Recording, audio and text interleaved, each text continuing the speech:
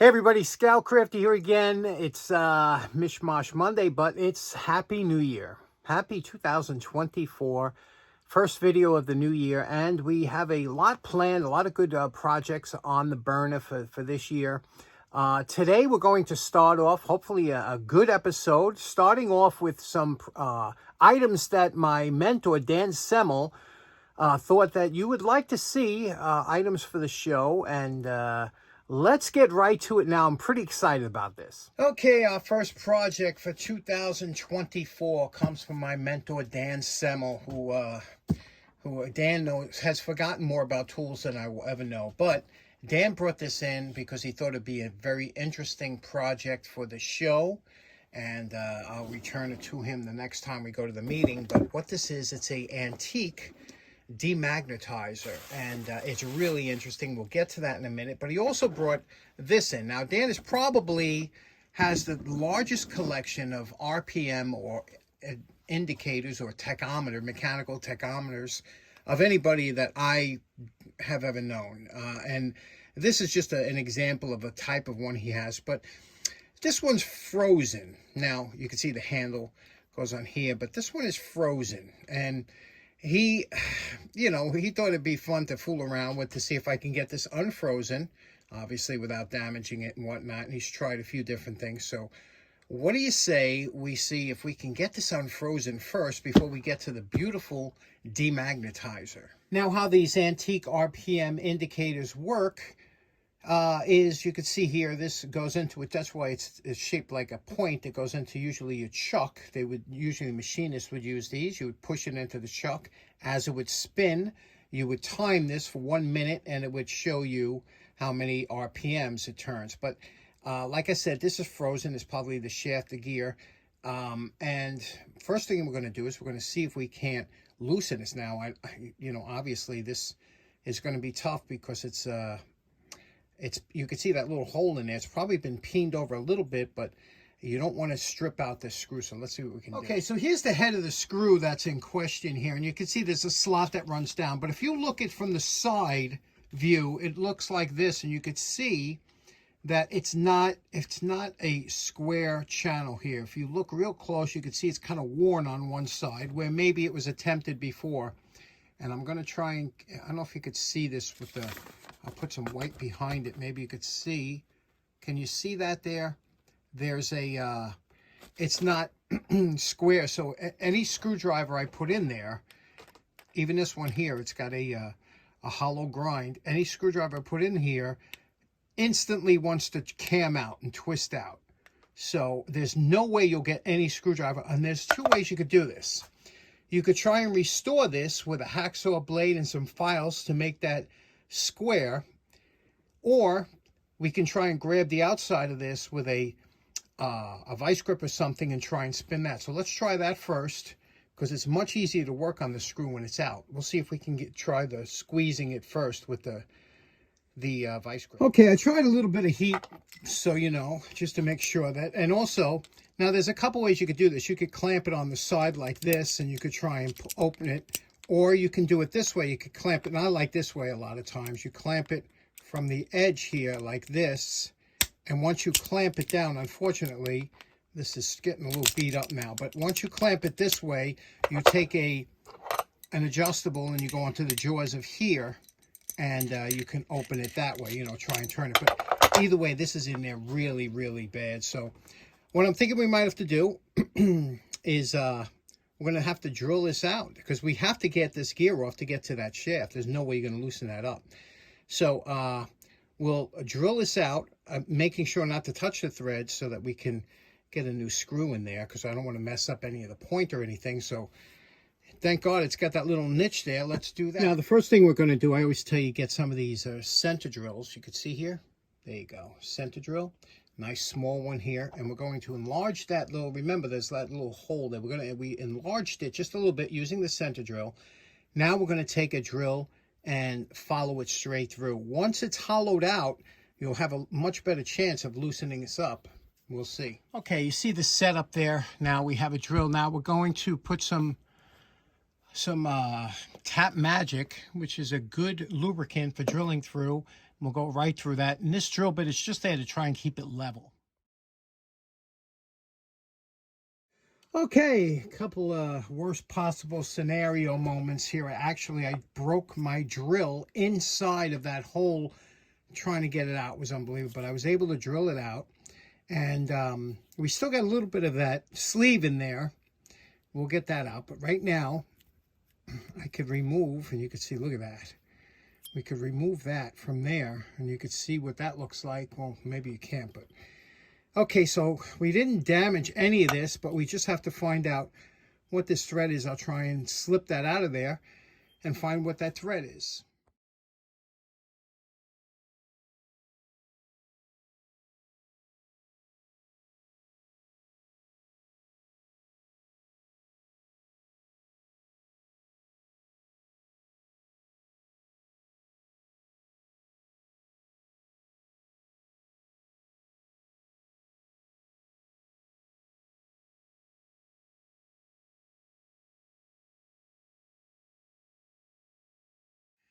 Now the handle was loose over here, but a piece of masking tape over here, and you have to, you know, experiment a little bit, take a little bit off, take a little bit off, and keep fitting it until you get about 1/8 of an inch on there, and then you could press that on or bang it on with a soft blow hammer. And we're calling this project done. You can see what we did here. We just a repair, and it's all Dan wanted. Dan is one of the original patina boys, and he always tells me whenever I do, don't shine it up. So we did. We had to take off some of the crud off of the wheel, but you could see here how it is. Everything is in the condition that he sent it over. Just cleaned it up a little bit, the wire brush, to get off the rust.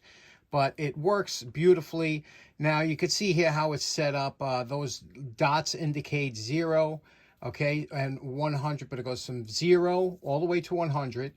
And that's RPMs. And what you do is you insert this into a chuck, and that's why it's got the 3-sided point here. That'll go into the chuck, and then what you do is you time it for a minute, but actually most people would do it for 15 seconds and times it by 4 because you're not going to sit. But you could, to get an accurate reading, you could leave it in there for a minute or whatever. You put it in there, you let it run for 15 seconds, you pull it out, whatever that number reads, you times by 4. Let me show you how that works. We'll go over to the lathe and check it out. Okay, now I'm really excited to try this out. The first thing we're going to do is, you can see here the graduations there at the top of the dial. It's 100, but it's also 0. And then you can see it says 20, 30, all the way around to 100. It has 100 graduations. Now, we will set that pointer at 100 when we're ready to do this, but I put my chuck into the wood lathe here. This has a digital RPM gauge, okay? I set it at 320, which would be every 15 seconds, it would revolve 80 times. So 80 RPM in 15 seconds. And what I'm going to do is I'm going to take my watch here, and we're going to start it up, and then we're going to run it for 15 seconds and see. This should point to 80. Let's do it. Okay, you can see we're going to hold it upside down this way because it's running counterclockwise. Well, what we're doing here is we have it set at 0. When the second hand hits 9, we're going to push it in. There we go. And we're going to wait 15 seconds, and then we're going to pull it out. And we'll see what it reads over here. Here we're coming up. Can you see it? We got 5 seconds to go. Here we go. We're getting close, and that's it. There we go. So let's see what we have here. Okay, we have 80. That's exactly what we're running at, 80. And of course, here we have 320 RPM. So 80 times 4, that's right on the money. Okay, now I've been looking forward to doing this ever since Dan lent it to me, but now here's the interesting thing. This is a demagnetizer. How steel or tools, and this is a lot of times watchmakers would use this because sometimes a watch would become magnetized. You had to demagnetize the whole watch. You could do it with this. But a lot of times tools, if you're using tools around small screws like a watchmaker does, and you have a magnetized tool, it's going to be picking up things it shouldn't be picking up, and it's going to be difficult to use. So sometimes you want tools magnetized, other times you don't. But with a watch, you don't want them magnetized. So they used to put the watch in here, and you can see what this looks like. Beautifully made. I think it's rosewood. And how they would do it is, and if you look here, look at this. There's a slide here. You see the slide? Look at that. All nickel plated, just absolutely beautiful, right? The way this is made, the quality. So, like I was saying, alternating current will demagnetize something. Direct current will magnetize it. So what you want to do here is with this particular model, if you wanted to demagnetize it, you would pull this out until the bulb goes dim. And then, and this is the bulb, by the way, you're supposed to take the bulb out of the socket you're using and screw it into here. And when the bulb goes dim, you place the item in, and that will demagnetize it because it's alternating current. If you wanted to magnetize it, and you have to pull it away slowly and about a foot away. If you wanted to magnetize it, then what you would have to do is change this little slide here by pushing it in, because remember it's alternating. If you push it in at the right speed, it turns the alternating current into direct current, and that'll magnetize something. So have I used this before? No. But I've been trying to do as much research as I can.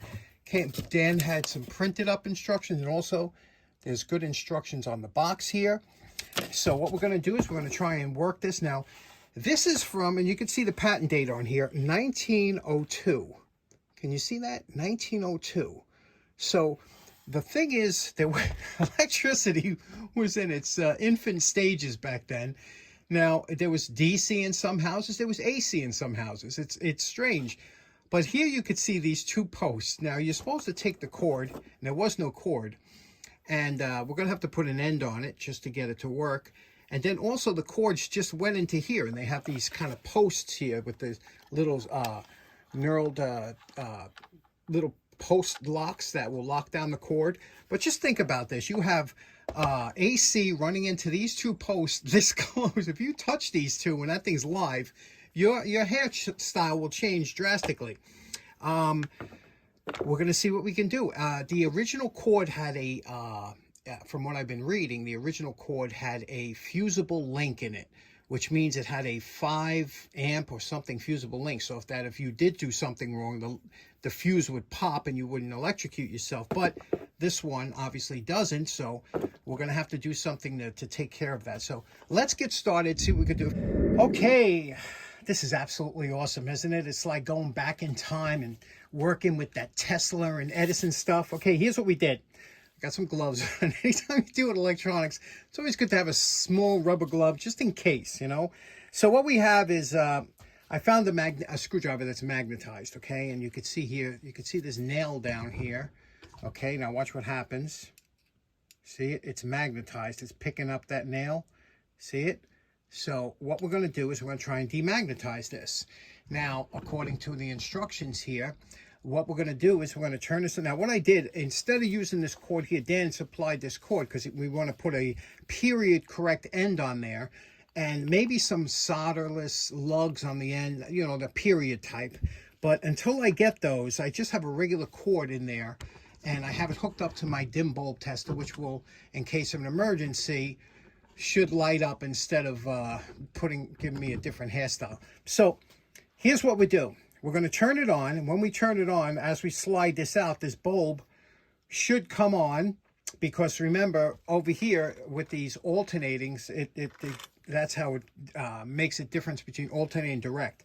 So what we're going to do is we're going to turn it till the bulb comes on. We're going to pass this in here, and then we're going to pull it out, and then hopefully it'll be demagnetized. Okay, so let's do that first. I'm turning on the master now. Master's on. I'm pulling out the slide. It says about half. Yep, there's the bulb. Now, till a bulb comes up. There we go. The bulb's on. I'm going to pass this in here and pull it out to about a foot away. We're going to shut off the unit. Now this should be demagnetized. Here's the test. Let's see. Here's the nail. Yes! It's demagnetized. How cool is that? Now, to magnetize it, remember we got to turn this into direct current. And to do that, what we're going to do is we're going to turn it on. We're going to pull the slide out. We're going to turn it on, and we're going to push the slide in while this is in here, and that should magnetize it. So let's see if that works. I'm turning it on. It's on. Okay, I'm going to push this in here and I'm going to slide it forward. Okay, and sure enough, can you see this? We just magnetized it. Look. It's now magnetized. How cool is that? Let's demagnetize it one more time. And again, to demagnetize it, all we do is pull this out till the light comes on, push it in, pull it back, and sure enough, demagnetized. This is terrific. What a lot of fun this little machine is, huh? 100 and how many years technology, still works, absolutely beautifully made, rosewood. I could see why this is such a cool thing to have. So Dan, thank you so much for letting us see this. I'm going to wipe this down first of all with a little lemon oil on this rosewood, and then we'll see about what we can do with that cord later on. You know, while I still have this here on loan from Dan, remember this screwdriver that annoyed me, had that fur on there, that metallic filings on here when we just did the Vaco? I'm going to demagnetize this while we have it here. So put the master on, pull this out till the bulb comes on, pass this through. You could feel it vibrate as you go through. It like vibrates. Pull it out, pull it about a foot away, turn the machine off. There we go. Oh, this is fantastic. Talk about a lot of fun. Okay, so there we go. We went over it with a little lemon oil furniture polish. You could see how nice this, because the rosewood is always beautiful. This is such a great piece. Again, Dan, thank you so much for letting us see it. And I already went on eBay trying to search one of these down. They do run about $150. But man, is that not just perfect. Okay, so in closing, I got to tell you, I had so much fun with Dan's stuff that he sent over. Dan, thank you so much for sending it over to share with us. And just this is the kind of stuff I love, you know. Now you see why Dan's my mentor. Anyway, I hope you have a great start of your new year. This was the first episode of New Year. And we'll see you again on Wednesday. Take care now. Bye-bye.